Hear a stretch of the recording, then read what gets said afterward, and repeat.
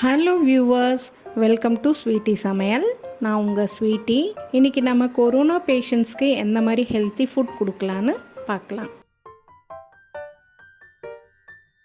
இப்போ நம்ம morning drink பண்ணிக்கலாம்.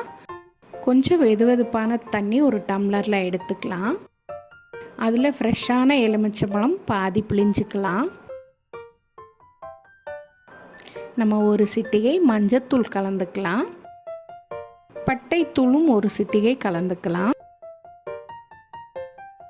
அதில் 1/2 ஸ்பூன் நம்ம சியா சீட்ஸ், அதாவது சப்ஜா விதைகளை கலந்துக்கலாம்.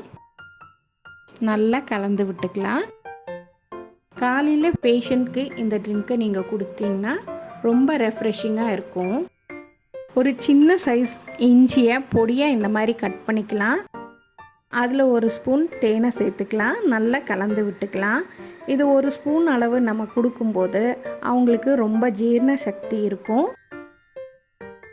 இதுக்கப்புறம் 1 hour கழித்து நீங்கள் என்ன பிரேக்ஃபாஸ்ட் வேணாலும் கொடுக்கலாம். நீங்கள் அந்த பிரேக்ஃபாஸ்ட்டோட காய்கறிகளோ கீரைகளோ சேர்த்துட்டா ரொம்ப நல்லது. நீங்கள் அதை சாப்பிடும்போது நல்ல பாசிட்டிவான விஷயங்களை அவங்கக்கிட்ட பேசிகிட்ருங்க. அது நாள் முழுதும் சந்தோஷத்தை கொடுக்கக்கூடியதாக இருக்கும். இப்போ நம்ம லன்ச் செஞ்சுக்கலாம். நீங்கள் குக்கிங்க்கு புதுசாக இருந்தால் உங்களுக்காக நான் இந்த ரெசிபியை இதில் ஆட் பண்ணியிருக்கேன். ஒரு குக்கர் எடுத்துக்கலாம். அதில் 2 கப் தண்ணியை ஆட் பண்ணிக்கலாம். 2-3 பூண்டுகளை அதில் ஆட் பண்ணிக்கலாம்.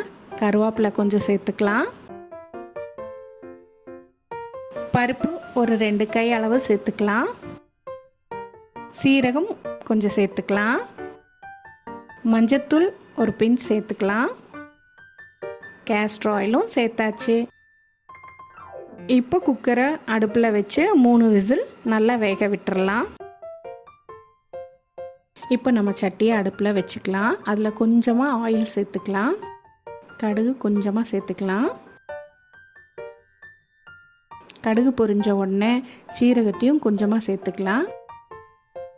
கருவேப்பிலை சேர்த்துக்கலாம். நசுக்கின பூண்டு 2 பூண்டு சேர்த்துக்கலாம். ஒரு மிளகாயை, காய்ஞ்ச மிளகாயை கிள்ளி போட்டுக்கலாம். பாதி வெங்காயம் கட் பண்ணி அதில் சேர்த்துக்கலாம். ஒரு சின்ன துண்டு பெருங்காயத்தை சேர்த்துக்கலாம். நல்லா வதக்கி விட்டுக்கலாம். நல்லா வெங்காயம் ப்ரௌனிஷ் ஆகட்டும். பொடியாக நறுக்கின 2 தக்காளியை சேர்த்துக்கலாம். கொஞ்சமாக உப்பு சேர்த்தலாம். அதிகமாக பாசத்தை சேர்த்துக்கலாம்.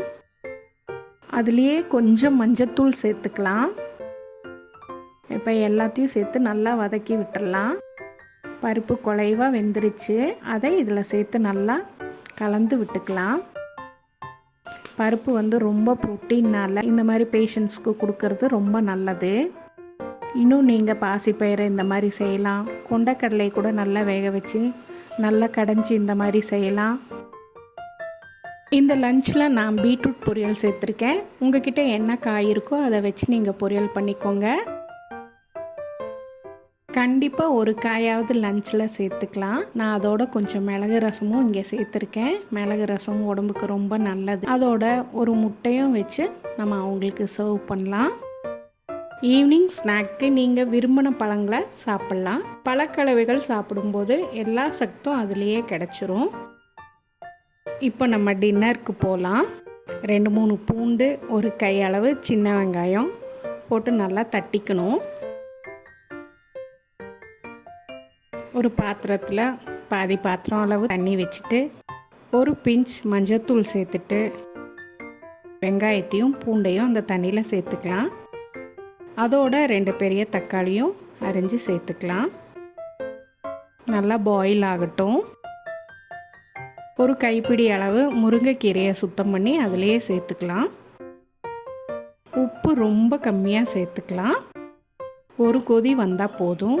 தொண்டைக்கு ரொம்ப இதமாகவும் இருக்கும். நைட் லைட் டின்னர் ரொம்ப நல்லது. Soup ready. இப்போ அதோட நம்ம மிளகுத்தூளையும் சேர்த்து பரிமாறலாம். உங்கள் வீட்டில் பேஷண்ட்ஸ் யாராவது இருந்தாங்கன்னா நல்லா சமைச்சு தாங்க. அரவணைப்பாக பார்த்துக்கோங்க. அவங்களுக்காக நானும் ப்ரே பண்ணுவேன். சீக்கிரமாக குணமாயிருவாங்க.